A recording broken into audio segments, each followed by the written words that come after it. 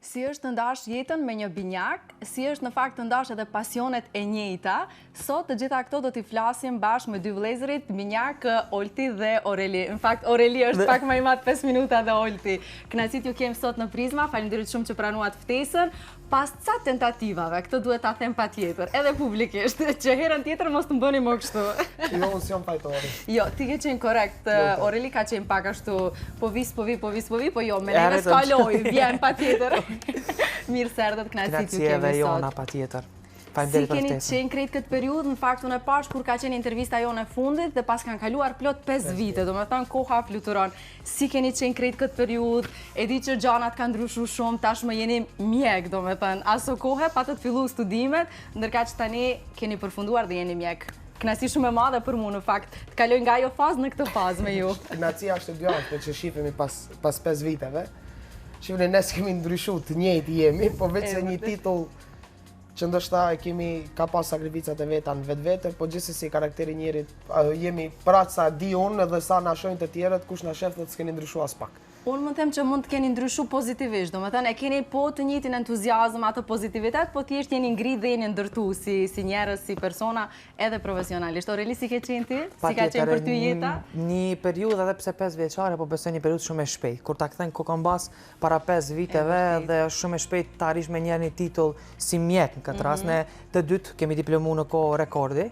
Dhe më thonë, s'kemi pas ndonjë periudhë që kemi humbë ndonjë probleme së diçka, edhe prasë e kohë me një... është rekord në 24 vjetë të jeni mjek të Po, të dytë. jesh mjek. Unë gjithashtu e kumë të edhe një rekord tjetër, do shta që tash për parë dhe e poj publike. Jam regjistru i pari student në moshën 24 vjeçare në Universitetin e Shën Kirilit në studimet postdiplomike në doktoriale, dhe më thonë në doktoratur. Për erë parë. Dhe më thonë shumë gjana pas ka ndryshu, nuk jeni bashkë njëtë. Nuk janë të njëtë. Me full realisht. Herën e kaluar, kur ju kom pas herën e parë në studio, në erdhët me instrumente, dhe më thonë kjo pjesë është e pandashme, unë e thash është pjesë e shpirtit tuaj, por prapë se prapë keni zgjedhë si profesion mjekësin, që unë e thash duhet që të ketë ndikuar pak edhe atmosfera në të cilën ju jeni rita. Po për këtë do të flasim pak më vonë, sepse tani do të nisim me ca fotografi surpriz, fotografi shumë po shumë të bukura, të cilat do t'ju kthejnë krejt në fëmirin tuaj kur keni qenë bebe, të vogla.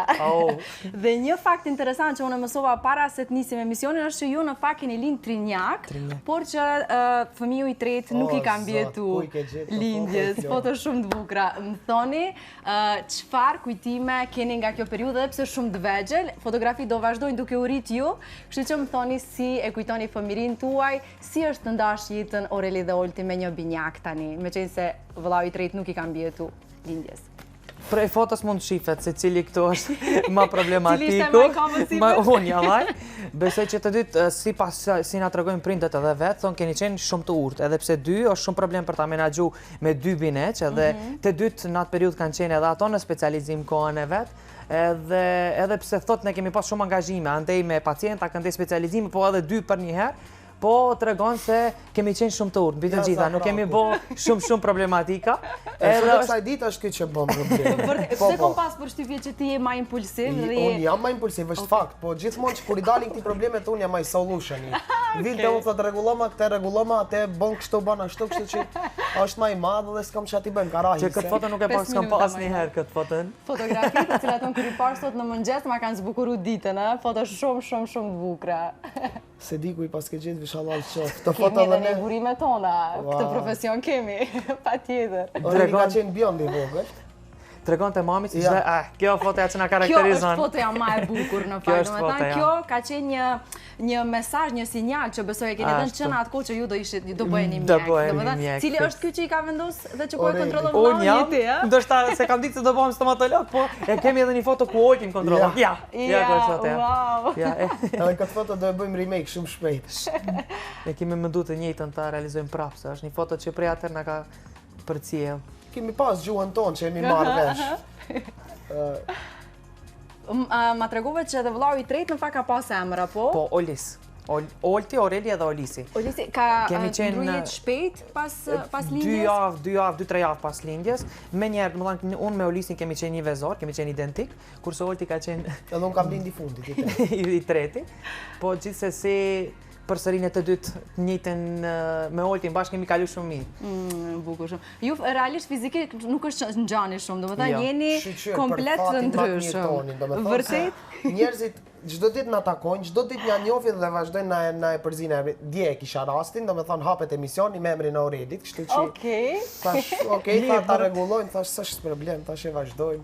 Jemi mësuar, jemi edhe s'reagojmë faktikisht instinktivisht. Nuk e besoj që është pengesë. Jo, Aureli, për ty është avantazh apo disavantazh që jeni binjak, por krahas kësaj nuk ngjani fizikisht. Domethënë nuk ka mundësi juve të dyve t'ju ngatrojnë të paktën fizikisht. Ndoshta me emrat, me çështje nisën. Edhe pse jo fizikisht, po edhe në karakter jemi shumë të ndryshëm, ama e plotsojmë njëri tjetrin. Ai ku ka mangësit, unë e plotsoj. Unë ku ka mangësit, ai plotsojnë edhe e bëjmë një karakter si të një njerit. Edhe asnjëherë nuk kemi problem. Ka do të shkojmë, kemi të njëjtin personalitet të dy bashkë. Kur jemi veç, mas pasandej e shohin njerëz se ti që ke krejt ndryshe, ai që ka krejt ndryshe. Aty e vërej se jemi ndryshe në karakter. Kurse kështu e plotsojmë çdo herë njëri tjetrin dhe mundohemi çdo herë njëri tjetrin të mbajmë kontroll. Ky me vet, ato me të mia, ky kritikon, unë kritikohet, po pastaj dalim fitues në çdo betejë që e bëjmë bashkë. Kur jeni të dy bashkë, nuk ka mundësi dikush t'ju fitojë. Ta fitojë luftën e deri tash po. Edhe shpesh si shaka diku na shohin kolegët bashkë, këto dy mbasi janë ul bashkë. Këtu diçka pritet. Jo, këtu diçka pritet. Okej, ne sa herë dëgjojmë histori shumë interesante për binjakët, të cilët thonë që në aspektin emocional janë shumë të lidhur, bashkë ndjejnë me njëri tjetrin, mund ta kuptojnë edhe pa fjalë, vetëm me shikim, ose në një moment kur njëri prej jush është pak më i mërzitur apo më i tensionuar apo nën stres, tjetri mund ta ndjejë këtë. Është e vërtet si ka qenë të riteshit bashkë duke ndje me krejt atë pjesën e brendshme emocionale të njëri tjetrit. Sa është e bukur kjo, apo nga ana tjetër sa ka edhe disavantazhe që edhe ti je i lumtur, ti sërish do të bashkëndjesh me një gjendje ndoshta jo të mirë apo të njëjtë me tënden emocionale. Ndoshta më herë si fëmijë se kemi ndjejt shumë, po kur kemi qenë gjatë periudhës shkollës fillore, shkollës mesme, po edhe në fakultet, sidomos se tërkohën kemi qenë bashkë, në fakultet ka ndodhur ndarja jonë. Besom që ka pas momente që e kam ditë që Aureli s'është okej ose po flas për vetveten. Edhe gjithmonë e kam thënë, kam thonë, hey, çfarë është ndodhur se unë s'jam mirë, domethënë diçka e di që ka. Edhe kjo është konkret edhe kohës fundit. Ka pas Aureli do telashet e veta. Për cilat unë i them rri rahat se çdo herë unë jam e shpina, kështu që çfarë do të ndodh, jam i gatshëm për ty edhe e ndjesha dhe si rehat. Po ka disa avantazhet e veta se ndonjëherë jem punë edhe tërkohën jem atë mbi ngarkesën psiqike se qa është ndodhë, qka është duke bërë, a kaloj, a s'kaloj, e ke atë stresin me vete që se len do me thënë, kur Zotis në ka ndasë, është askush në ndaj. Jam shumë dakord. Përveç profesioni. E tani kjo ndarja që u bën në fakultet, sa ishte ndarja vështirë fizike që ndoshta për ca orë nuk do i ndanit përditshmëritë tuaja më bashkë, po ndoshta edhe mësimet, edhe pjesën e materialeve e kështu me radhë. Sa ka qenë vështirë kjo ndarje? Për neve, mos t'i them sfit, se nuk është edhe një sfit shumë e madhe, po gjithsesi duke u mësuar non-stop në gjatë gjithë kohës bashkë, këtë ishte ndarja e parë, po besoj që fillum ta formojnë karakterin ton veç mas njëri tjetrit. Ta mësojmë se si është përballesh me dikon vet, jo ta kesh non-stop domethënë vllaun me vete, kjo ishte ajo sfida e parë. Masandej kur e tekalum këtë sfidë, edhe pam që çdo gjë domethënë masandej që tash i fitojmë betejat përsëri kur bëhemi bashk, e kemi një të përbashkët në fund.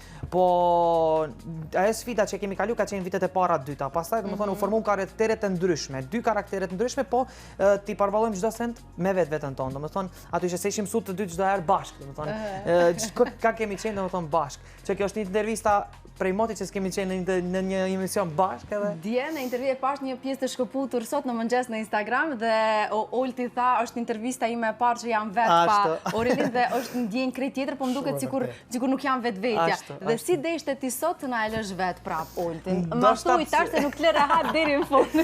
Ndoshta pse Olti tentoi shumë edhe tha patjetër që do vish, domethënë nuk ka mundësi që ti sot ta lësh emisionin edhe pse normal që edhe unë ndjeva më mirë edhe thash Oltit, ajtë se këtë rast nuk la vetë. Rirat se s'kam lanë asë njerë vetë, basi e thu edhe sot edhe nuk la vetë. Të drejtën kam dyshu deri në momentin e fundit kër e kom pa vetur. Më premtë të arri rehata se do vjen, kështu që unë isha shumë e qetë dhe nuk isha dilemat, nuk e disha qka po ndodhë me s'jush. Atë që i kene kalu gjatë ditës. Oke, bukur shumë. Tani unë mendoj që është një moment shumë i bukur për të lexuar diçka që ju dedikohet juve. Njerëz të cilët unë kam përshtypjen dhe besoj, nuk kam dyshime që janë njerëzit të cilët ju njohin më mirë se çdo kush tjetër në këtë botë. Se çfarë kanë vendosur t'ju thonë, Dhe letra që unë do t'a lexoj do të bashkangjitet me ca fotografi të cilat do t'a vizualizojnë krejt këtë që unë do t'a lexoj. Është një letër me shumë emocione, por që mua më pëlqeu vërtet shumë, se ka shumë shpirt, ka shumë emocione, po edhe mesazhe shumë të fuqishme brenda për brenda. Të dashur Oreli dhe Olt, sot zemrat tona janë plot krenari dhe mirënjohje. Kanë kaluar 24 vite që kur erdhët në jetën tonë dhe mbushët atë me gëzim, dashuri dhe kuptim. Oreli sot je stomatolog, ndërsa Olt mjek i përgjithshëm. Duke u parë të dyve të rritur, të edukuar dhe të suksesshëm në rrugën që keni zgjedhur, ndjejmë një lumturi që nuk përshkruhet me fjalë.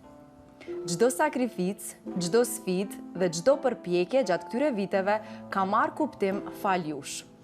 Oreli, kur ishe i vogël, ëndërroje të kishe një aeroplan lodër. Por ne nuk patëm mundësi të ta blinim. Sot po ta dhurojmë këtë aeroplan të vogël jo për vlerën që ka, por për dashurinë që mbart. Është një kujtim i viteve që kaluan dhe i ëndrave që nuk i haruam kur. Jemi krenar për njerëzit që jeni bërë, për zemrën tuaj të mirë, për përkushtimin dhe për rrugën e bukur që keni ndërtuar. Ju jeni bekimi më i madh i jetës sonë dhe arsyeja sepse ne buzëqeshim çdo ditë. Ju duam pafund dhe do jemi gjithmonë pranë jush, duke u gëzuar për çdo sukses dhe duke u mbështetur në çdo hap, me gjithë dashurinë e botës, mami dhe babi. Ndoshta për herë të parë, kështu prej mamit edhe babit, një mesazh, jo në emision, po çdo kund. Ata janë motivi jonë, ata janë çdo herë, domethënë kanë qenë për neve aty pranë, edhe pse kanë punu shumë, kanë punu, nuk e di, çdo prind punon, nuk diskutohet, po kanë qenë ata që prej shumë të vegjël na kanë lënë vetë. Na kanë lënë vetë për jetën tonë, për ta ndërtuar jetën tonë, që tash ne e gëzojmë shumë fish. Ata të dytë janë stomatolog, kanë punu prej moshës 5 vjeçare, 6, ashtu diçka. Na kanë lënë vetë dhe kanë urtu çdo ditë në Kosovë. Ne ndoshta edhe ajo ka qenë një pikë shumë e rëndësishme jetës tonë, edhe na ka formuar edhe ajo.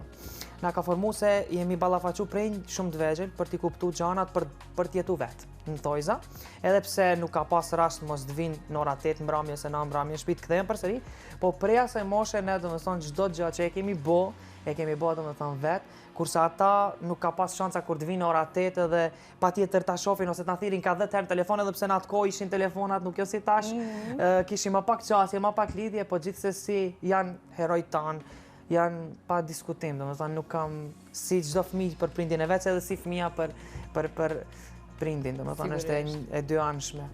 Olti të pashte emocionuar, pas krejt kësaj që lexova, unë u emocionova, e lëre më që në fakt këto fjalë ju dedikohen juve. Çfarë është ajo që të emocionoi më së shumti nga kjo që është shkruar nga mami dhe babi juaj? Ndoshta edhe 3 jetë, po t'i kisha se dia doja ktheja borxhin sa kanë bërë këta prind për neve.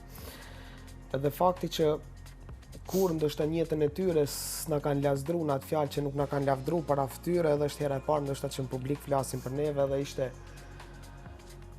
Dhe si ishin lëvdata, ishin thjesht realitet dhe fjalë zemre. Ishin realitet dhe fjalë zemre dhe thash, këta prind kanë sakrifikuar gjithçka për neve, kanë sakrifikuar jetën e tyre, kanë punuar 24 orë për të ardhmen tonë. Thash edhe 3 jetë po t'i kishim se di, kjo është shumë pak çka bëjmë ne për ta.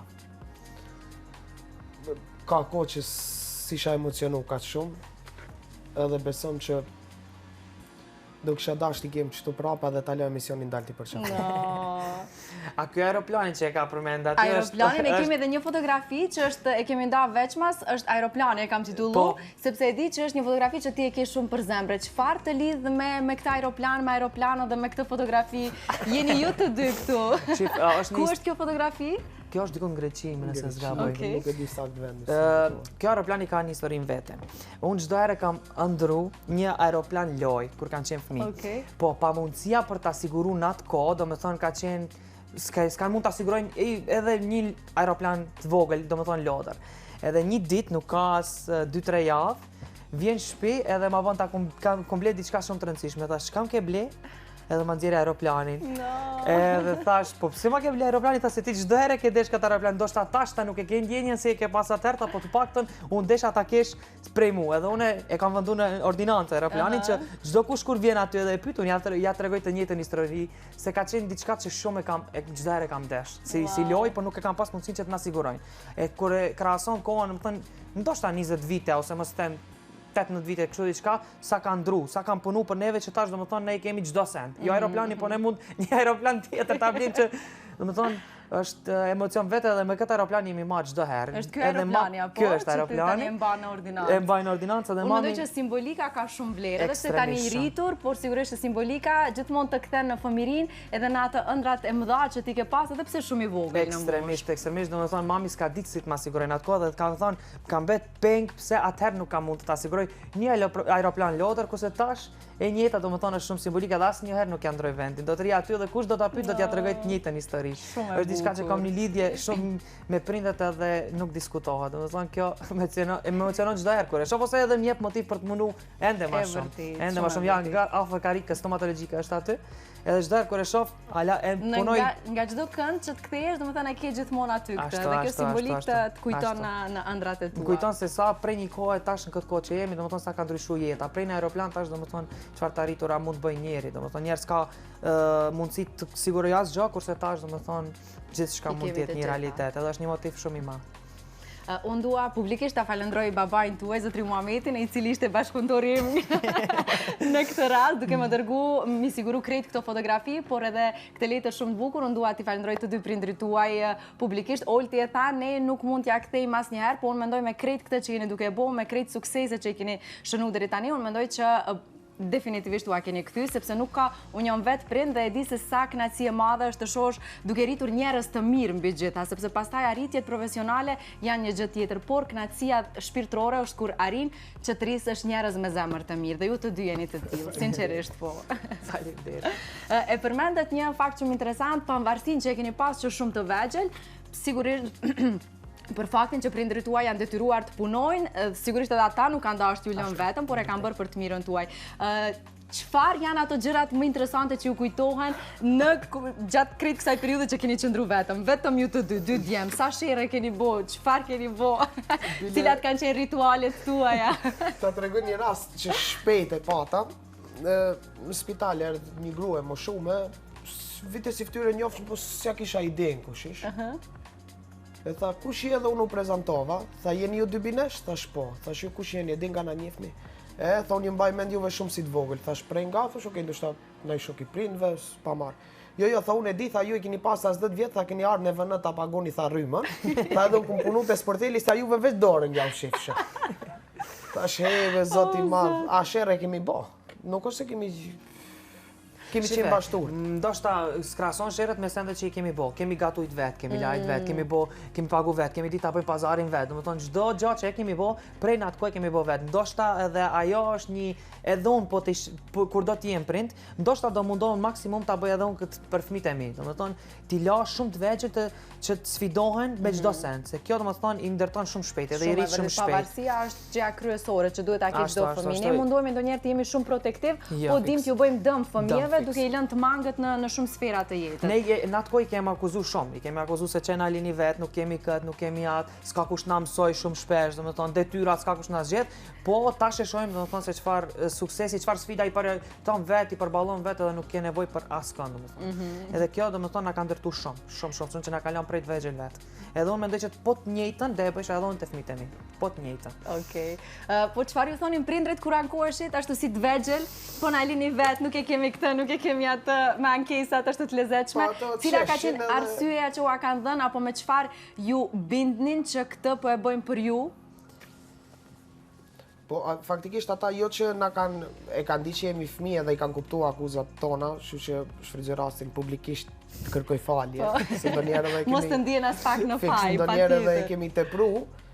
Po ka ardhur një moment që sot e kësaj dite, domethënë këtë kohë sa jemi tritur edhe e kuptoj pse e kanë bërë. Domethënë e kanë bërë që ti shohim njerëzit ti kuptojmë, të kemi punë me lloj dhe njerëz, ta dim që në raste të caktuara kur ata nesër mos jenë si ne të veprojmë, si të zgjidhim një hall tonin dhe ta dim që të jemi mbi gjitha për njëri tjetrin. Se domethënë prind nëse si kemi pas, ne kemi pas njëri tjetrin që na ka mësuar që çdo hall që ta kemi ta zgjedhim mes vete edhe karshit të tjerëve.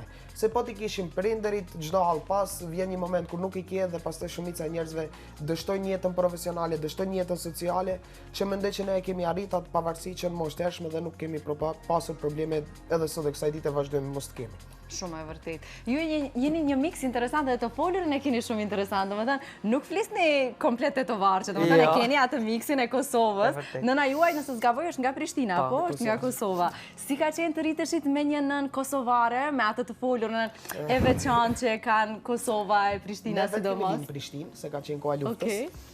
Dhe nana ka qenë shtylla e shtëpisë. Shefi madh, që së dhe kësaj ditën e dy burra jemi, ka 24 vjetë, nana 2 herë me thirë për shtreti selam thirë se i ka ato principet e veta, ndoshta nuk e dia është karakteri që është prej Kosovës, po është pak e vështirë kështu në karakter edhe ne 3 burra jemi në shtëpi, po nuk i dilni mban, ajo vazhdon ta mbaj.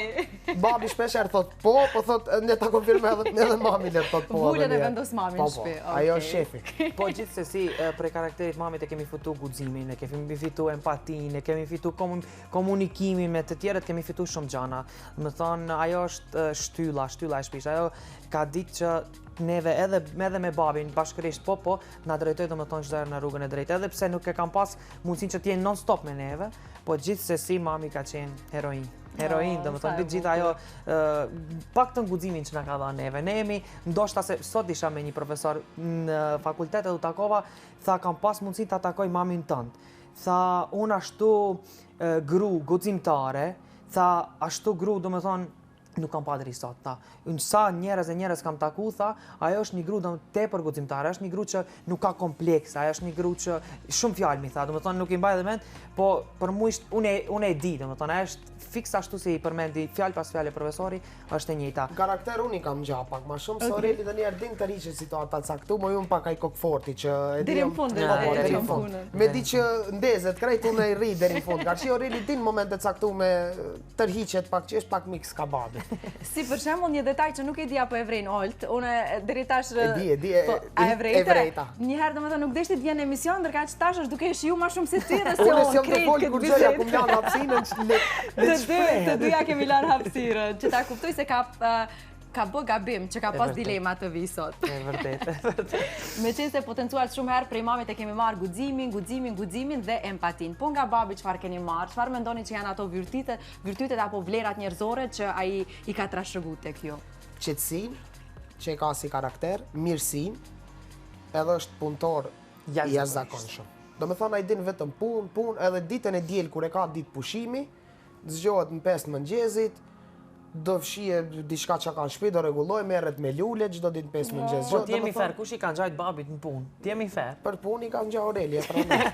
Se Olti ka karakterin shumë më ndryshe, sa i përket punës kemi pak probleme, po gjithsesi ja kemi lënë kohën. Olti se çdo herë ka pasat të diplomoj, tash jo edhe pak, se pastaj kur do filloj puna do të merrem me çështjet më serioze. Se un kam diplomuar para Oltit, edhe tash unë kam atjetën pak më dinamike, fakulteti, jam edhe asistent në universitet edhe atje me studenta këndej do të shkojnë doktoraturë, kam një jetë shumë dinamike, njëkohësisht unë hyn dhomë. Mirë, po edhe Olti është i zëshëm, me kauzat e tij është aktiv. Edhe Olti, po shumë shpesh kur hy, ja pranoj marsjetimet. Kujdestar, e di që kolegat e mi po m'ndjekin, kështu që ju dua.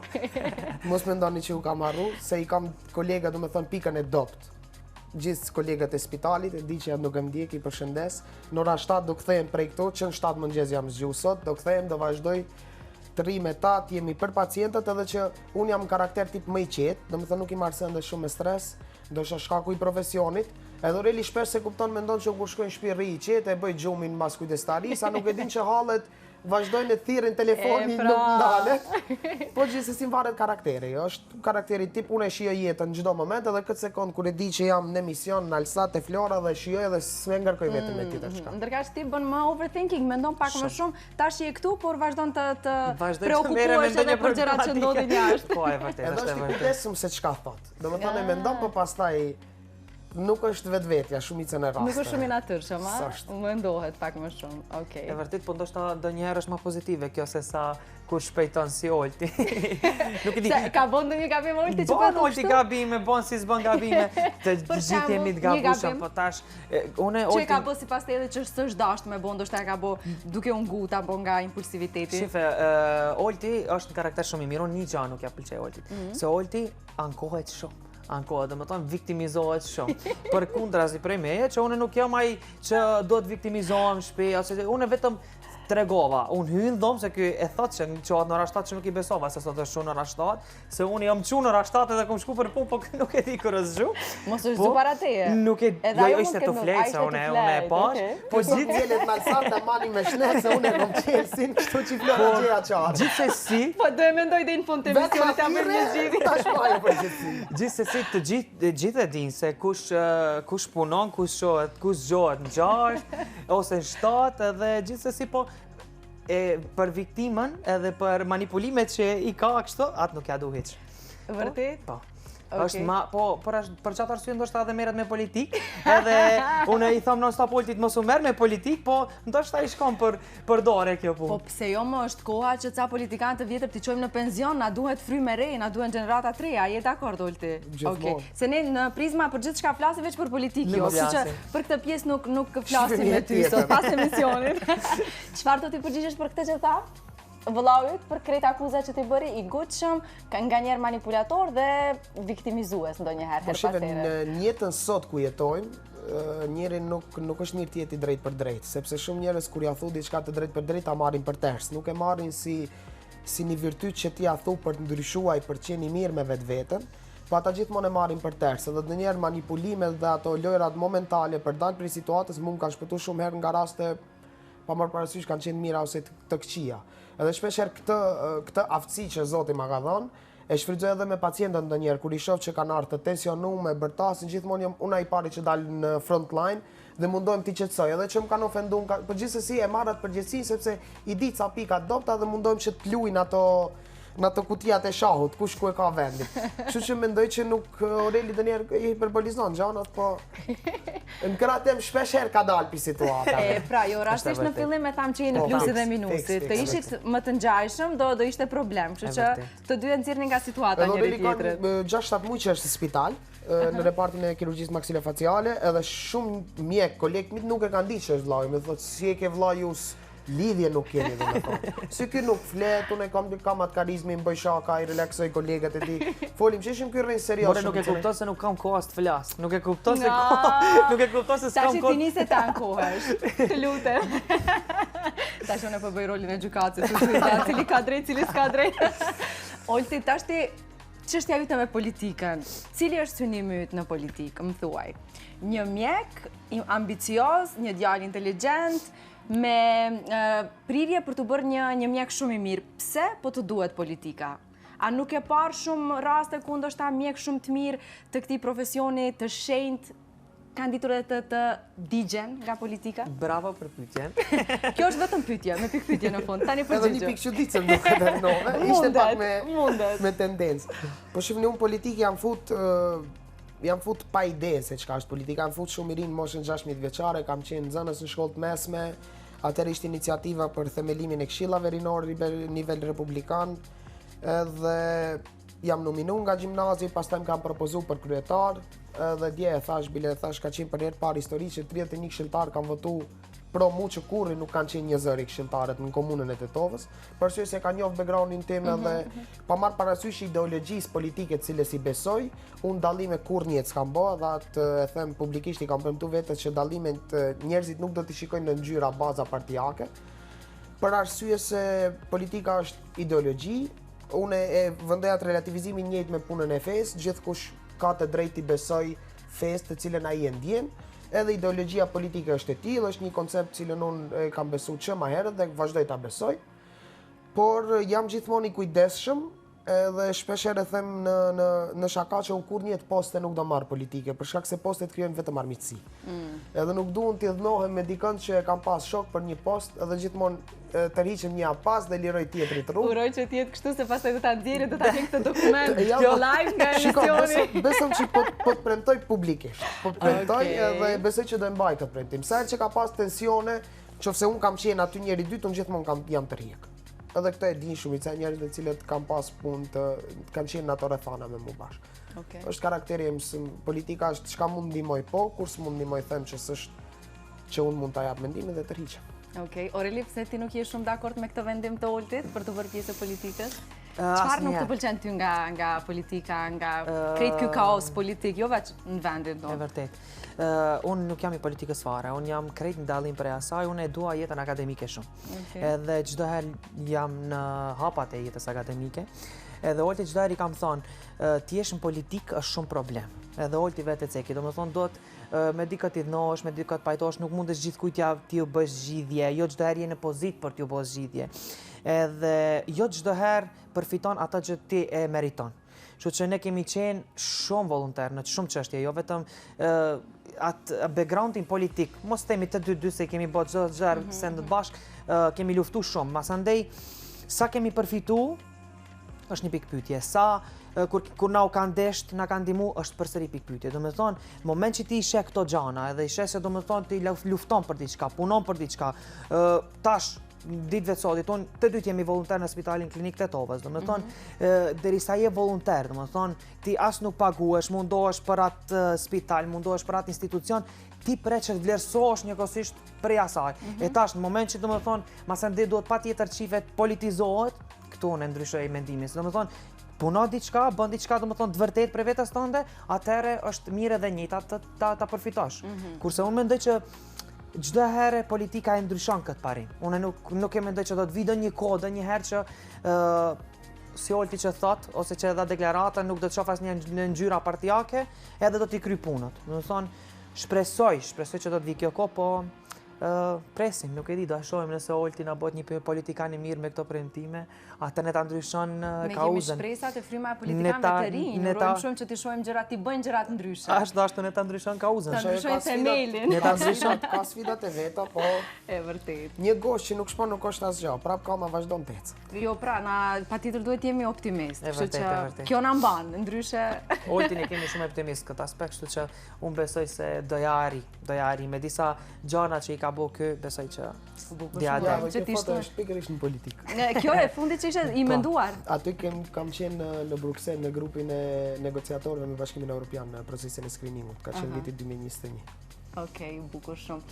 Meqense e përmendet që keni lindur në Prishtinë, çfarë doni shumë nga Prishtina? Çfarë është ajo që ju pëlqen shumë sa herë që shkoni? Çfarë ju mungon sa herë që jeni në Tetovë, që ndoshta nga angazhimet nuk mund të shkoni shumë shpesh ta vizitoni vendlindjen tuaj? Çfarë keni në zemër më shumë ti nga Prishtina? Për të përgjigjur se unë për Tetovë jap shpirtin, unë ndroj Tetovë. Okej, hajde. Fillojmë.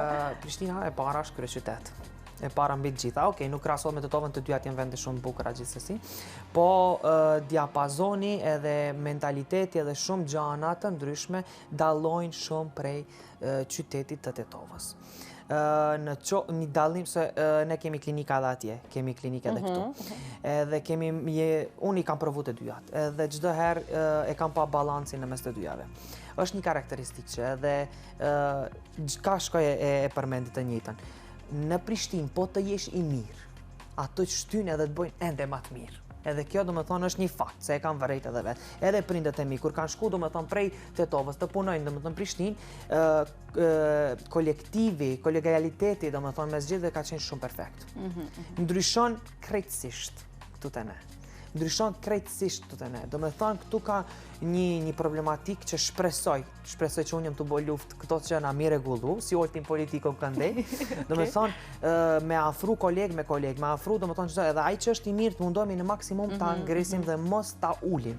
Mos ta ndjejmë gjithmonë këtë konkurrencë me njëri tjetrin. Mos ta ndjejmë konkurrencën se sikur po ja zëm një vendin diku tjetër kur është një det shumë i madh dhe krejt mund të notojë. Shef ekip për të prosperuar ekipi bashkë. Tu ne të sheh konkurrent. Po. Është ai problemi. Të shihen interesat individuale ndoshta më shumë se sa kolektive. Ashtu, edhe është një problematikë shumë e madhe, kështu që besoj që unë jam marrë shumë me këtë çështje dhe deri në fund do të kësaj çështje, do mundohem maksimum që këto prishjet të rregulloj maksimum. Kolegë me kolegë, domethënë mos të kemë probleme. Ai që është i mirë, ne ta merr, ne del, ne ta përfiton. Kurse këtë gjë e kam vërej, domethënë i kam provu thashë 2 atë, jo nuk i kam provu me një periudhë gjatë kohore, po gjithsesi prindët i kam që e kam provu. Domethënë atje kemi arrit të hapim 3 klinika, këtu e kemi 1 klinikë. Domethënë janë gjënjat, po unë mendoj që do rinte tof, se kam atë. Sa isha duke ta bë këtë pyetje, meqense me kaq dashuri për flet për Prishtinën, tash mos ndoshta me që e kemi dhe kaq afër, ti ta provosh atje një periudhë kohore. Kam desh ta provoj, po tash i kam qef sfidat. Edhe tash do të rinte tof. Edhe do të rinte tof. Për t'i ndryshuar gjanat. Për t'i ndryshuar gjanat edhe do t'i ndryshoj gjanat. Welcome in the club. Urojmë shumë. Do t'i ndryshoj gjanat sigurt, domethënë jam i bindshëm për këtë punë. Urojmë se për ndryshe domethënë nuk mundet të shkoj kështu. Jo, duhet patjetër ndryshimi duhet fillojë nga secili prej nesh, nuk mund të presim gjithmonë dikush tjetër të bëjë ndryshimin e krejtëve. E hajde tash ti, gjika Prishtina më shumë se Tetova. Tetova ka shumë sende më shumë se Prishtina. Hajde na trego ti çka ka. Ndoshta ka ngel pak prapa me disa zhvillime, po unë Tetovën kur më pyes shpesh ma bëjnë këtë pyetje, sidomos familjarët, edhe në familjen e mamit njifem unë si tetovari. Okej. Tetovën e du për arsye se jam i lidh emocionalist me njerëzit. Domethënë jam karakter që kur zgjohem mëngjes, takoj miq, unë s'un rri pa njerëz, e kam këtë problem edhe nuk mund ishim në Turqi 6 muaj ndajtëm atje, s'mund që të adaptohem, sepse jam mësuar të kem një empati të më thirr dikush të mi mas ket një hall ti ndihmoj, atje në Prishtinë është atë qyteti i madh që s'mund ta njohësh ti në Prishtinë.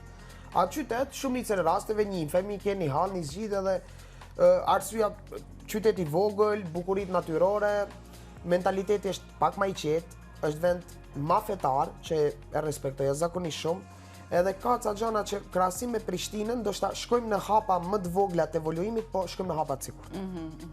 Edhe në këtë aspekt që keni komplet me mendime ndryshe. Shumë interesante. Ka fillu dominanca ta vinë që Tetova është vendi mirë. Po prap me këtë dashuri dhe këtë zemër që flet për Prishtinën, më vazhdoj të mendoj që kë bën më shumë tipo për Prishtinën. Ajo është vërtet, atë nuk e ndoj. Kjo duke reflektohet nga mënyra se si përgjigjet. Shumë e vërtet. Po ke influencë mjaft madhe dhe mendoj që mund t'ja ndryshosh mendjen vitet në vazhdim. Shpresoj. Po të rinë të dy në Tetova, atër do ketë shumë dyshime. Se kjo premtoj ndryshime, unë ndryshime atër, nuk e di. Si qyteti vogël që është, ne kemi shpresa që do ketë ndryshimet më dha. Dhe uroj shumë që këto ndryshimet arrin edhe në Shkup, edhe në qytetet tjera. Pavarësisht që Shkupi kryeqytet, po edhe këtu nuk është se ka pasur ndryshime aq të mëdha sa çka Prishtina si kryeqyteti i Kosovës. Ka shku me hapa shumë dhe shumë shpejt, domethënë ka dallime. Edhe pse një shtet shumë i ri, me luftra, me shumë tranzicione, por ka ecë shumë shpejt në krahasim me ne. Prej hiqit në shumë. Në shumë, e vërtet. Me prej shumit hiq. Ja, nuk është. Jo, ne shpresa kemi, kjo është e bukur, shpresa dhe së fundit. Tani, si djemë të ri që jeni, folëm deri tani për angazhimet, për familje, çfarë bëni kur keni pak kohë të lirë, se nga kretë kjo që po e flasim duke që keni shumë pak kohë të lirë, ashtu t'ja dedikoni vetes, apo të dilni, t'ishtë të dëfreheni, t'ja argëtoheni. Çfarë bëni, Olti dhe Oreli, kur jeni të lirë? A dilni bashkë ose edhe këtu nuk dilni bashkë? Keni shoqëri ndryshe. Tash ka nisë në ndroj të gjana. Po unë shumicën e kohës e kaloj me kolegë të punës, dalim, domethënë jemi një ekip i shkëlqym, rrim shumicën e kohës bashkë, takohemi non-stop, bisedojmë çështje mjekësore, organizojmë konferenca, shkojmë jashtë. Po edhe me Aurelin kemi një shoqni që në familje kemi të përbashkët. Paktën një herë, ndoshta 2 herë në javë takohemi edhe me atë shoqni. Bashkë takohemi rrallë me njëri tjetrin, veç një shtëpi kur jemi, edhe atë ky hin unë dal ky hin. Po në telefon të konsultohemi, vazhdojmë atë principet tona dhe mendoj që unë kam ma shumë kohë të lirë, e vërtet është, për shkak se s'kam edhe aq angazhime sa ka Aureli. Aureli e di që shpesh i them një jetë kemi, kështu që shijoje, se pse e them këtë, sepse shpesh jam bind sa kam qenë në urgjencë, e shikon se sa është e vlefshme është jeta. Domethënë pacienti duket buzëqesh, s'ka shku 2 sekonda, nuk e ke më. Edhe çka ka marrë me vete, s'ka marrë asgjë. Kalon ndoshta një fjalë dikush që ka kujtuar për një fjalë mirë, për një moment, po askush nuk të kujton sot për punë. Domethënë mund të të kujtoj vetëm familja, shumë e vërtetë. Edhe vetvetja. Kështu që i them Aureli, të lëshoj pak nglerë se je i ri edhe ke kohë për shumë gjëra tjera. Ruaj energjinë se vetëm në familje nuk je i zëvendësueshëm, në punë dhe në çdo sferë tjetër zëvendësohesh dhe jam shumë dakord me këtë që tha Olti. Oreli, ti çfarë bën në këtë pak kohë të lirë që e ke? A merr frym? Tash jo, premtoj që tash jo, mendi se gjej kohë për gjumë, seriozisht domethënë. Shumë jam i angazhuar. Edhe kur ndodh diçka, masandej kthehem edhe mendoj them duhet pak të slow down, ta uli pak veten edhe të pushoj ta marr veten, punoj diçka tjetër, atë shkoj fitness pak, ose paguaj fitnessin, nuk gjej kohë për fitness. Po gjithsesi, nuk pa diskutim, kemi shoqëri, dalim gati se kur e gjejmë kohën e lirë, domethënë një herë në javë, dy herë në javë patjetër që dalim, edhe nuk diskutohet që organizojmë ndonjëherë edhe mbrëmje me muzikë. Këtu desha të dalte muzika dhe pjesa më e bukur që ndoshta ju bën juve të jeni edhe pak më të veçantë. Skenari se unë s'kum pas për se ku fillu të dyshoj diçka. Vetë skenar s'ka. Te pjesa e muzikës, sa janë instrumentet tek të cilat ju e gjeni ato prehje, ndoshta një mbrëmje të bukur bashkë me familjen, thjesht vendosni nxjerrni instrumentet dhe bëni muzikë për qefin tuaj. Sa shpesh ndodh kjo dhe sa është pjesë e bukur muzika tek ju, arti tek ju? Ta tregoj një rast interesant. Isha shumë i ngarkuar gjatë ditës, domethënë kisha shumë obligime. Edhe ula të pushoj. Po s'm pushojsha diçka. Edhe Olti nuk ishte kujdesar, nuk e di ku ishte. Thash, hajt ta shoh, moti kisha kohë që nuk i kisha ra violinës, moti. Kishte mos të them 2 muaj, 1 muaj, kështu diçka. Edhe thash, po violina tash e kom harru krejt. Thash, ta shoh ti bi pak violinës, aty e pash se çfarë impakti ka muzika. Aty e pash se çfarë qetësimi t'jep violina, po gjithsesi te unë, se unë atë kam si instrument. Domethënë, është diçka shumë interesante. Aty domethënë pushova, aty e gjeta veten, aty u kënaqa, aty u bë muzikë, edhe mendoj që edhe kur organizojmë me Oltin, tash organizojmë shumë pak, po gjithsesi kur organizojmë me shoqërinë tonë, dalim, e shijojmë në maksimum. E shijojmë në maksimum, do të thonë, nisim prej në ora 8 dhe përfundojmë në ora 3 ose 4 mëngjes duke bërë muzikë. Po të e kënaqë edhe vetëm, po edhe të tjerët që janë aty. Përpara jemi marrë shumë me muzikë, do të thonë kemi pasur mbrëmje shumë, kurse tash e bëjmë vetëm për veten, e bëjmë për shoqërinë tonë, atë kohë që e gjejmë, po gjithsesi muzika nuk ka shanca mos e zë vendin e vet në jetën tonë, nuk ka shanca dhe shumë mirë që prindët tonë përsëri kanë ndikuar dhe na kanë dhënë për një kry që ti marrim këto instrumente. Kemi ide shumë shpesh t'i lam, shumë shpesh të jemi nervozu, si çdo kush, po gjithsesi ata na kanë dhënë për një kry dhe që tash domethënë kemi diçka që mund ta gjesh veten. Sa e bukur. Unë nga këto që po i thoni ju, po mësoj edhe unë, se unë jam në atë fazën ku jo më shkohet në shkollë të muzikë, jo s'më shkohet jo ky instrument, jo se duk të instrument, domethënë duhet të insistoj, se do më falenderohet vajza kur tritet. Okej. Jo vetëm me këto. Kurs matematikë, kurs kimi, kurs fizikë, domethënë do të shumë ta lodhish, prej shumë vogël, domethënë të japësh shumë obligime, se masandej din si ti menaxhoj ato obligime, din se çka është obligimi, din se nuk do të vonohet atje në kurs, po do ta menaxhoj kohën për mos të vonë në kursin tjetër. Dihet se nuk ka kohë për të thënë kur është çim, masandej maleti vjen kur rritet. Çdo sendi vjen maleti. Olti, ti zotri mjeku politikani, sa të mungon muzika? Unë si jetoj pa muzikë. E din Oreli, domethënë unë edhe kur mësoj me kufje, që është për herë parë të ekskluzive shumica e njerëzve nuk e din.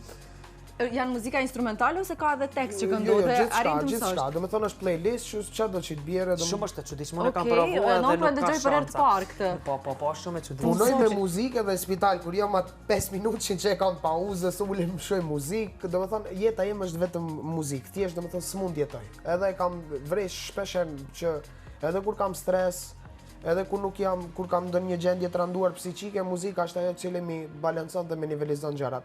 Fakti pse mësoj me muzikë edhe vetë nuk e di. Edhe shpeshherë ka ndodhur provim kam qenë, domethënë përgjigjes më kujtohet muzika që kam dëgjuar gjatë asaj pyetje ose fraze. Interesante kjo, vërtet. Se di. Po e ke provuar të mësosh pa kufje ose kjo të jep stimul, domethënë të S'mundem. Pa kufje s'mundem, literalisht domethënë nuk mund. Kurse unë nuk guxon askush bëj zak për mësoj. Ti duhet të jesh i izoluar, komplet nga bota. Edhe përsëritën me vetveten, PC edhe mua jo mindes te. Po kjo e ka stimuluar Oltin që ti vendoj kufjet, mos të më dëgjoj mu të bë, edhe për këtë arsye ka vendu çdo herë. Çdo herë ka vendu kufjet, se po tash më kujtu. Çdo herë se i vendonte kufjet thotë son duroj të mësoj aty, i vendonte kufjet edhe prej atëherë pastaj ka filluar ta ketë kam su kështu dhe më me kufje. Interesant. Te zgjedhja e drejtimeve në stomatologjia ka qenë një farë imponimi i ëmbël për ty, apo ka qenë vërtet diçka që e ke zgjedh vetë? Po këtë pyetje do është m'ja bo shoqënisë. Okej. Ata më thonë ti je i smut mbas stomatologjisë. Edhe unë jam i dashurum stomatologji. Unë e du shumë profesionin e stomatologjisë. Çfarë pëlqen më shumë ti? Çdo sen. Do më thonë, unë jam seriozisht, do më thonë, jam shumë i obsesuar me stomatologjinë. Nuk ka 24 orë jam ose duke pa diçka ose duke lexuar diçka, edhe çdo herë kur dalim me shoqëni, edhe kur është oltja aty, edhe thojnë veç me për stomatologji mos na flet. Lutem se do me thonë këtë e kam edhe se nuk ka qenë fare imponume, zero imponume. Olti, ndoshta te Olti ka qenë imponume për ta zgjedhur stomatologjinë, se aty e kemi pas klinika, e kemi pas krejt gjanat gati, po Olti nuk don të ndëgjoj për stomatologji, përkundrejt meje. Është do me thonë fakt që besoni që as derën ordinancë është shumë rrallë, hapi dhe hymë rrëmë. Është e vërtet. Kurse unë e kam pas çdo herë, prej shumë fëmijë marr ma çështje, prej shumë fëmijë shembull ka dhënë babi diçka të modeloj aty dhëmbët, edhe s'ka qenë zero imponume, domethënë shumë me çef edhe ato thonë patjetër një gruan do ta gjesh edhe dy profesionin. Unë profesionin e kam godit sigurt. Ta shohim. Te kjo e dyta desha dalën. Ta shohim. Te kjo e dyta desha. Edhe pjesë skenarin për besë. Në pjesën sentimentale si qëndrojmë. A ka nis ajo ai presioni nga shoqëria, nga prindrit, keni gjetë ndonjë vajza, keni gjetë ndonjë, jeni tu fol me dikë, apo keni interes të njihni dikë, apo si qëndronin këtë pjesë? Mbetet për të parë. Jo, mbetet për të parë, do na tregoni diçka. A jeni të hapur ose jeni në fazë njohje me dikë, ose thjesht për momentin keni vendosur që jeni më të fokusuar në pjesën profesionale? Çdo herë gjanat, do me thonë, si çështja e profesionit ashtu edhe pjesa tjetër, ato shkojnë bashkë, mendoj unë. Dhe në njohje, ndoshta po, ndonjëherë jo, ndonjëherë po, unë besoj që mbetet t'ja lëm kohës këtë përgjigje për veten time, kurse Olti. Ty po ta arsyetojmë se je shumë i busy, nuk kam kohë për shkak. Si preferoj pyetjet personale. S'ke pyetjet. Përgjigje tash me diplomaci. Unë mendoj se dashuria është. Po shikoni, të them të drejtën, ja pak ca çështje që kërkojnë kohë për të parë. Okej. Kaq, me kaq po e mbyllim, a? Bom. Ajo muzika, suspans, pak të rëm.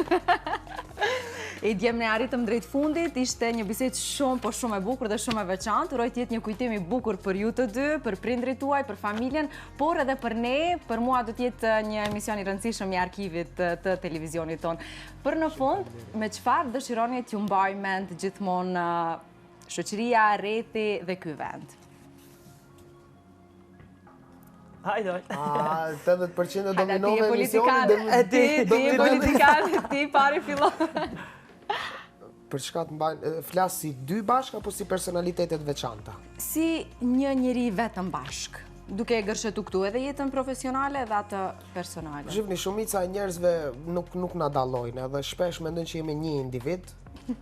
Edhe ndoshta edhe shumë pacient paraqiten mu, dhomi, unë s'kom lidhje me atë punë. Okej.